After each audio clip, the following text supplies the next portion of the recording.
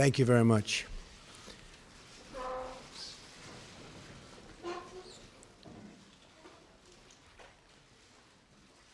Chancellor Merkel, it is a great honor to welcome you to the People's House, the White House.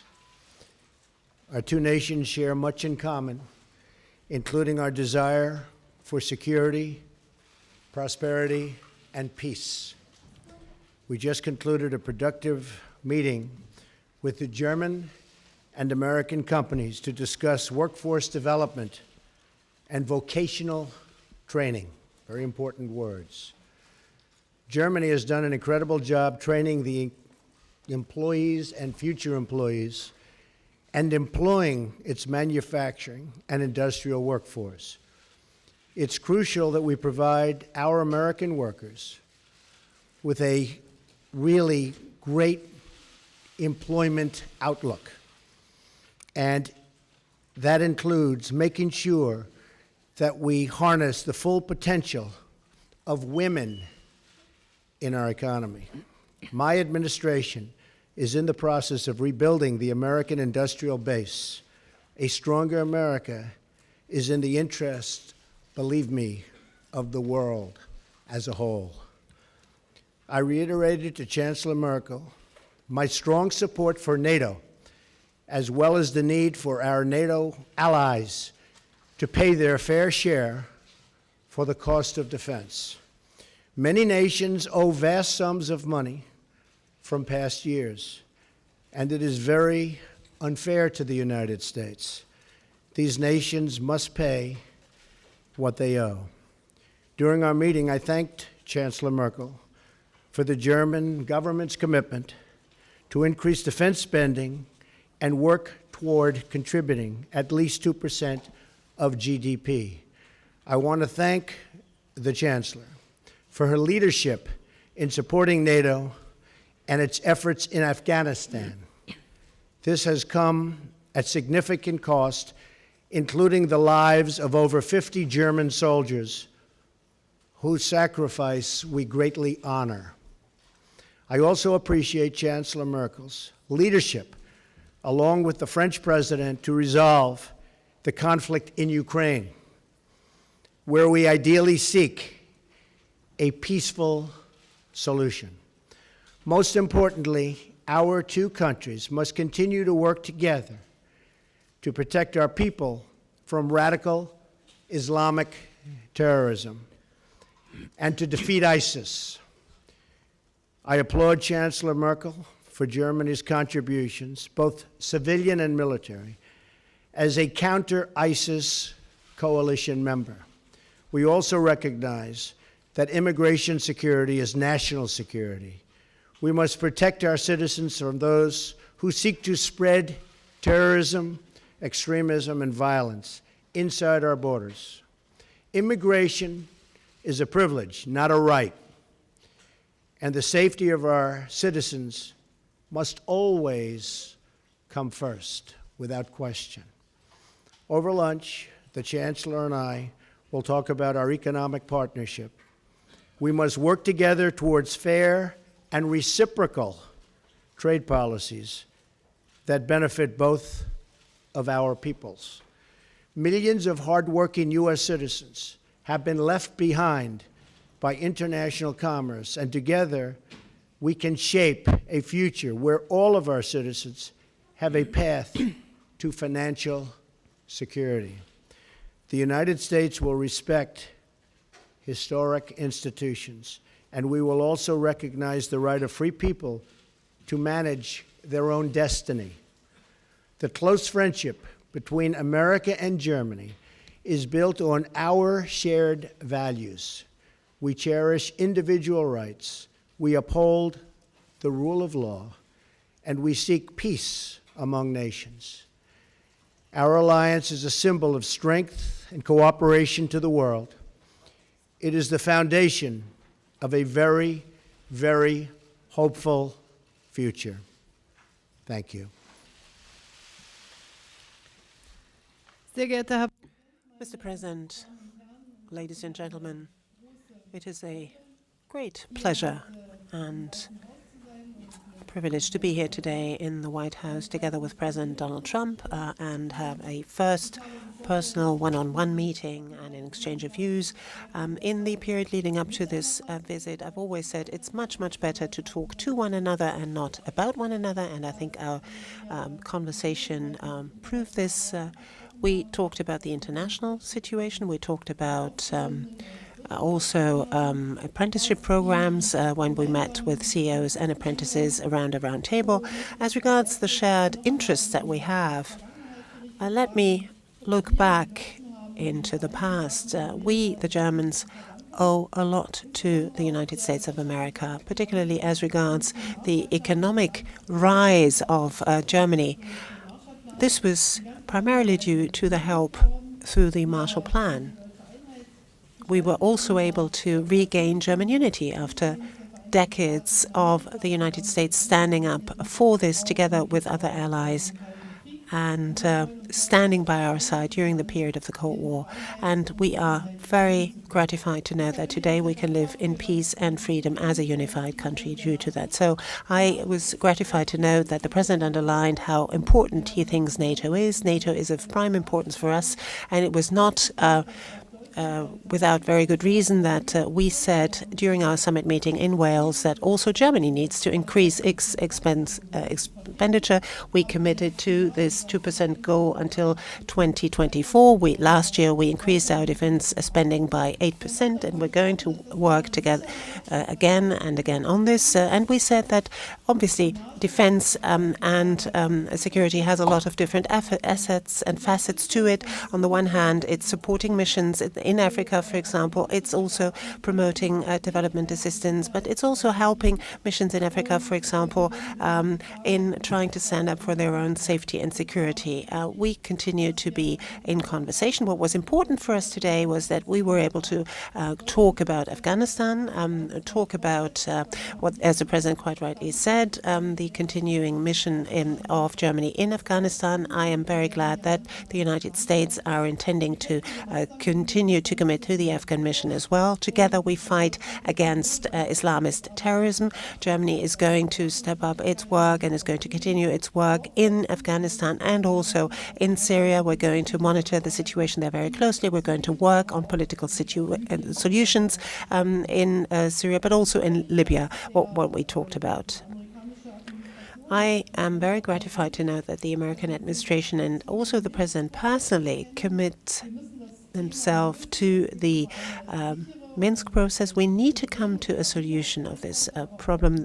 There has to be a safe and secure solution for Ukraine, but the relationship with Russia has to be improved as well. Once the situation there on the ground is clarified, Minsk is a good basis, but unfortunately we haven't made yet the headway that we want to, but we are going to work together with our experts in the next few months to come on this issue.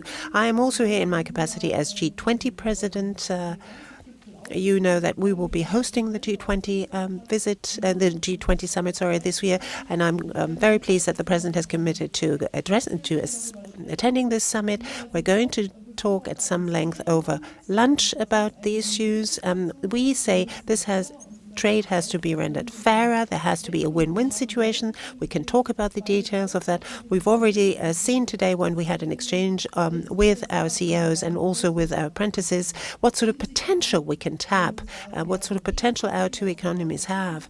It's very moving to see, particularly meeting with these young people, what sort of work towards the future is being done by our companies there. So particularly in this period where we are transiting from traditional manufacturing to Industry 4.0, capacity building, skills are so important, incidentally, not only for young people, but also for those who maybe have lost their jobs and need to be reskilled in order to find a job again. And that is an issue I know is very important for you here in the United States, but it's also important for us in Germany. So I can say there are a number of issues where we will continue to cooperate very closely on the level of our experts, but also on our level. We had a very good first exchange of views, so I'm very much looking forward to the talks we will have over lunch. Thank you. Thank you very much. We'll do a couple of questions. Mark Halpern. President, thank you. A lot of Americans now have anxiety like 8 years ago as the government here debates what to do about health care. So I'm wondering if you can tell people what your bottom lines are, what's non-negotiable. You talked in the past about saying no one should deny health insurance if they can't afford it. You talked about The gentleman needs to use a microphone. Are those your part of your bottom line? Would you veto any piece of legislation that violated those? Madam Chancellor, that's for you. President Trump's got a different style than the most recent past U.S. presidents. I'm wondering what you think of that style. If you think it's good for the world, or if you've got any reservations. Thank you both. Thank you, Mark. We just have a really wonderful group of people meeting later. We met with 12 pretty much no's in Congress. You saw that a little while ago, and they went from all no's to all yeses. And we have a lot of yeses coming in. It's all coming together. We're going to have great health care. It's going to be passed, I believe, I think substantially and pretty quickly. It's coming together beautifully. You have the conservative groups, you have other groups, everybody wants certain things. In the end, we're going to have a great health care plan. Now, I have to tell you that Obamacare is a disaster. It's failing. I was in Tennessee. We had a tremendous crowd the other night, and they have half of the state is uncovered. The insurance companies have left, and the other half has one insurance company, and that'll probably be bailing out pretty soon also. They have nobody. You have many states where they have one, and you have a lot of places now where they'll have none. Obamacare will fail. It will fold. It will close up very, very soon if something isn't done. I've often said politically the best thing I can do is absolutely nothing. Wait 1 year, and then even the Democrats will come say, please, please, you got to help us. But it's not the right thing to do for the people. We have a great plan. We have a plan that's getting more and more popular with the Republican base, with the conservative base, and with people generally. The press has covered it very inaccurately. People are truly covered well, and I think it's going to be something that's going to be a model to be looked upon. I'll tell you after we're finished.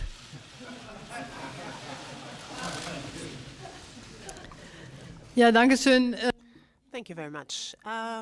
Well, I'm here as Chancellor of the Federal Republic of Germany. I represent German interests. I speak with the President of the United States, who, well, stands up for, as is right, American interests. That is our task, respectively. And I must say that I was very gratified to know the very warm and gracious hospitality with which I've been received here. We held a conversation where we were trying to address also those areas where we disagree, but to try to bring people together, try to show what is our vantage point, what is the American vantage point, and then try to find a compromise which is good for both sides, because we need to be fair with each other. Each and everyone is expecting from his or her leader that something good comes out of it for their own people.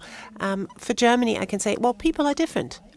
People have different abilities, have different characteristics, traits of character, have different origins, have found their way into politics along different pathways, which, well, that is diversity, which is good. Sometimes it's difficult to find compromises, but that's what we've been elected for. If everything just went like that without problem, well, you didn't need politicians to do these jobs. Frau Dunz. Ms. Dunz, please. Christina Dunz from the German press agency. Madam Chancellor, given the experience of the GDR, you are always saying that you are so confident that walls can fall also. For how dangerous do you think this isolationist policy of the U.S. president is, what with the import tariffs that he plans, and also with the fact that he doesn't think the EU doesn't deal with the EU in a very respectful way? And Mr. President, America first, don't you think that this is going to weaken also the European Union? And why are you so scared of diversity in the news and in the media, that you speak so often of fake news, and that things, after all, in the end cannot be proven? For example, the fact that you have been wiretapped by Mr. Obama. Nice, friendly reporter. Well, first of all, I don't believe in an isolationist policy, but I also believe a policy of trade should be a fair policy. And the United States has been treated very, very unfairly by many countries over the years, and that's going to stop. But I'm not an isolationist. I'm a free trader, but I'm also a fair trader. And our free trade has led to a lot of bad things happening. You look at the deficits that we have, and you look at all of the accumulation of debt. We're a very powerful country. We're a very strong country. We'll soon be at a level that we perhaps have never been before. Our military is going to be strengthened. It's been depleted. But I am a trader. I am a fair trader. I am a trader that wants to see good for everybody worldwide. But I am not an isolationist by any stretch of the imagination. So I don't know what newspaper you're reading, but I guess that would be another example of, as you say, fake news. Also ich möchte es einfach mal so. Well, allow me, if I may, to put it in the following terms. We haven't yet had time to talk at a great length about economic issues, but I would say that the success of Germany in the economic area, but also on security and peace, that the success of Germans have always been one where the German success is one side of the coin and the other side of the coin has been European unity and European integration. That's something of which I'm deeply convinced, and I'm not only saying this back home, I'm saying this here, I'm saying it in the United States and also here in Washington in my talks with the President. Secondly, I believe that globalization ought to be shaped in an open-minded way, but also in a very fair way. Freedom of movement within the European Union, for example, is a very important element of our economic progress, of peace, has been for many, many decades. The European countries for many, many centuries waged wars against each other. We have to protect our external borders because, and there we have to work on the basis of mutual interest with our neighbors. Migration, immigration, integration has to be worked on. Obviously, traffickers have to be stopped, but this has to be done while looking at the refugees as well, giving them opportunities to shape their own lives where they are, help countries who right now are not in an ability to do so, sometimes because they have civil war. I think that's the right way of going about it. And this is obviously what we have an exchange of views about. But my position is the one that I've just set out for you. I might add that we have many plants and factories coming back into the United States. Many jobs are coming back to Michigan, to Ohio, to Pennsylvania, to a lot of places where they were losing jobs. And we will have a different policy, but it's going to be a great policy for not only the United States, but a great policy worldwide. And I look very much forward to it. Kevin Cerulli. Yes, Mr. President, you have received the healthcare what exactly, sir, do you think will unify this Republican Party? And then in terms of trade, what areas of common ground do you think you'll be able to have with German governments? And then Chancellor Merkel, what do you anticipate could be the concession points that you would be willing to give to the administration in terms of how to prevent negotiation?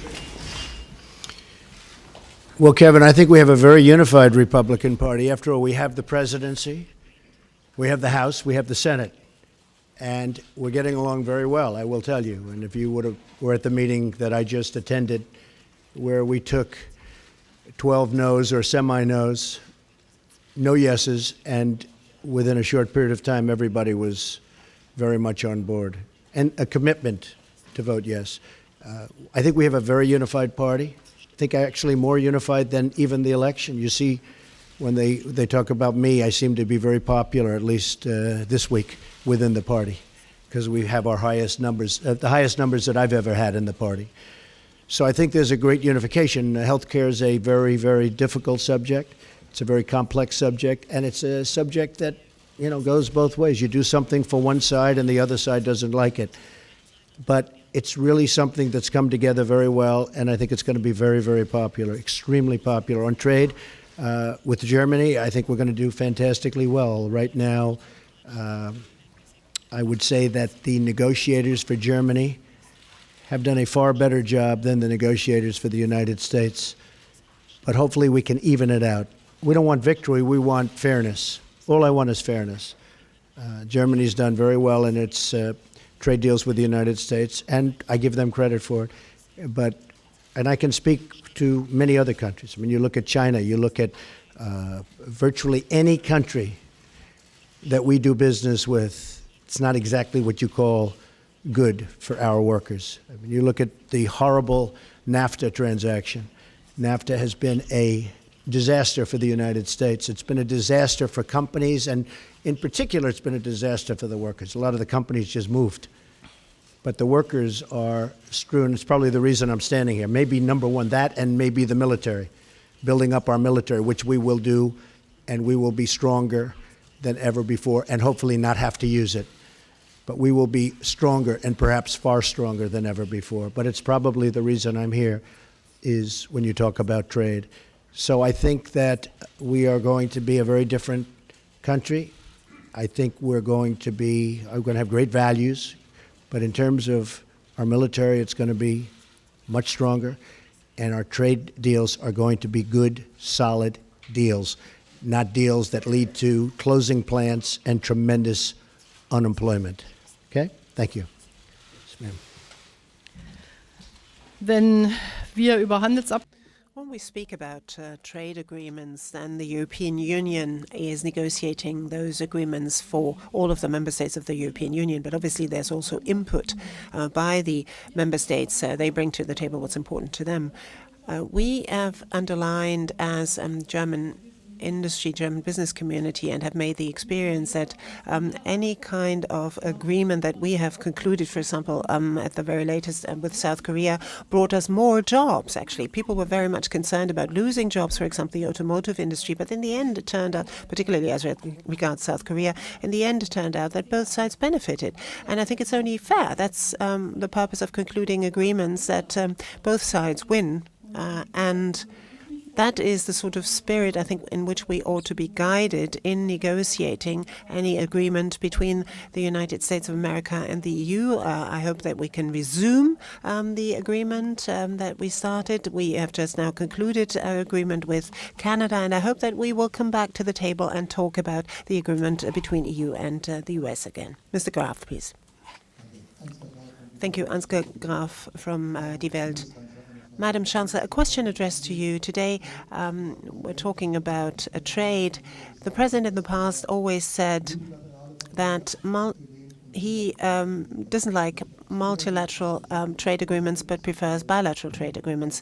Do you think, from the EU's point of view, TTIP is a bilateral agreement with Washington on one side, the EU on the other side?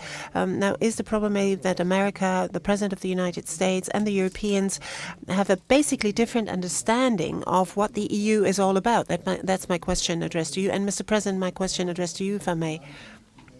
Rejected White House claims that the alleged wiretapping on you, on the Trump Tower, on Trump Organization, or on members of your campaign was that British intelligence was either responsible for it or involved in it.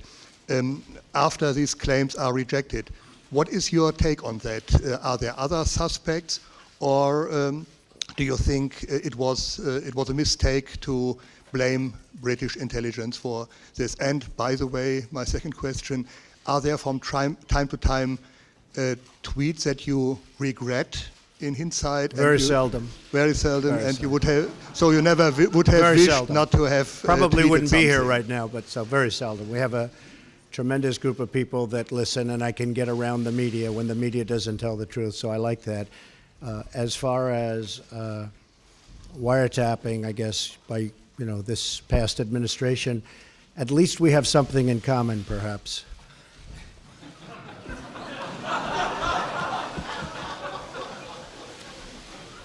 And just to finish your question, we said nothing. All we did was quote a certain very talented legal mind who was the one responsible for saying that on television. I didn't make an opinion on it.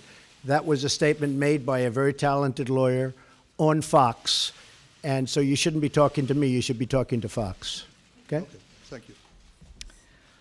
Ja, ich glaube, dass der Präsident Well, I believe that The President has clearly set out his philosophy as to what trade agreements have to bring about for the American side as well. I personally don't think that Germany needs to negotiate and not the European Union. We've devolved our competences to the European Union, so the European Union, or rather the Commission, negotiates on behalf of the member states. So that's not going to prevent us from concluding agreements. For me, indeed, this would be then qualify as a bilateral agreement between the EU and the United States if we had it.